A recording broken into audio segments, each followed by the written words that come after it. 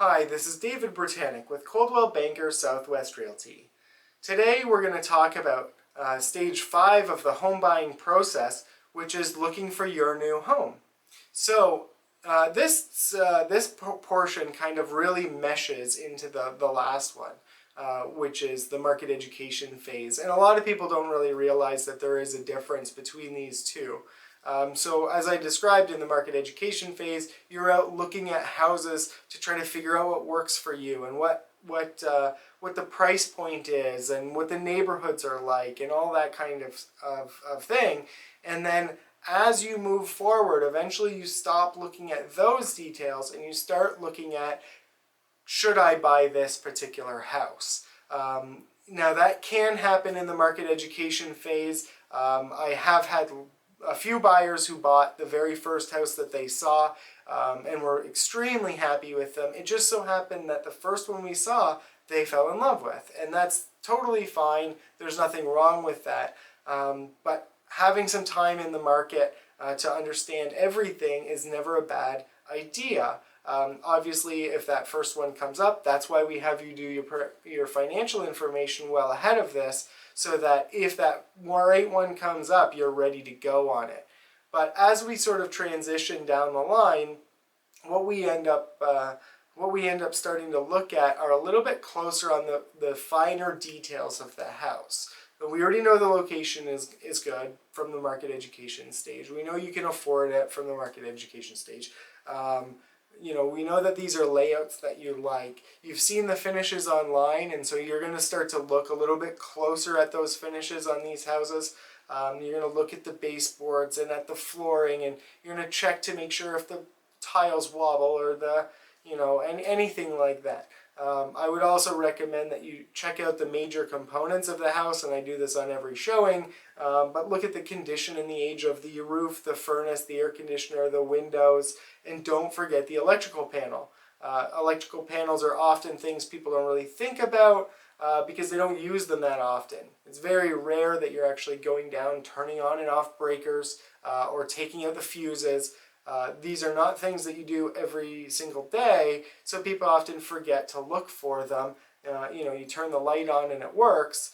It's important to double check what's going on with that. That will affect your insurance and your ability to get insurance in some cases. If you're looking at big old Victorians, like we've got a lot of here, they might have knob and tube wiring still, so that's something to look out for. 60 amp service is something to look out for. I even look for little stuff in the panel. Is there enough room to add a hot tub? Sometimes it's good to have, well, I think it's always good to have at least a few extra spaces in case you want to add extra circuits. So that's something to look out for, and I look out for it on all of my showings, and aluminum wiring as well. But the idea is that you're starting to look at the more fine details of the property. You're looking more closely at the condition of the property. A lot of people at this stage, especially first-time buyers, myself included, when I was a first-time buyer, I was already a realtor, I had mom and dad come and take a look at the house for me because they know more than I do about home maintenance and construction and fixing things, and I wanted them to come and give me sort of the peace of mind that it had their stamp of approval. Now for you, it might not be your parents, it might be your brother, it might be your best friend, it might be an uncle, somebody that knows about home maintenance and construction and can give you some ideas on, is this a solid house that you want to buy? Now, I go through that as well, but we know each other through a business relationship, and that person knows you from a long-term relationship that's outside of, so if you want a second opinion on that, it's totally understandable, especially right now when the market is really hot and we don't have, home inspections are pretty rare to get accepted. It is nice to have an extra pair of eyes, somebody who's objective and is not going to fall in love with the house the same way you will. And so I would highly recommend that if there's time to do it and if that's something that you want to do. Another thing to look out for is, does your furniture fit? There used to be an old saying in real estate that, you could tell at an open house if somebody was interested because they would be picturing their furniture.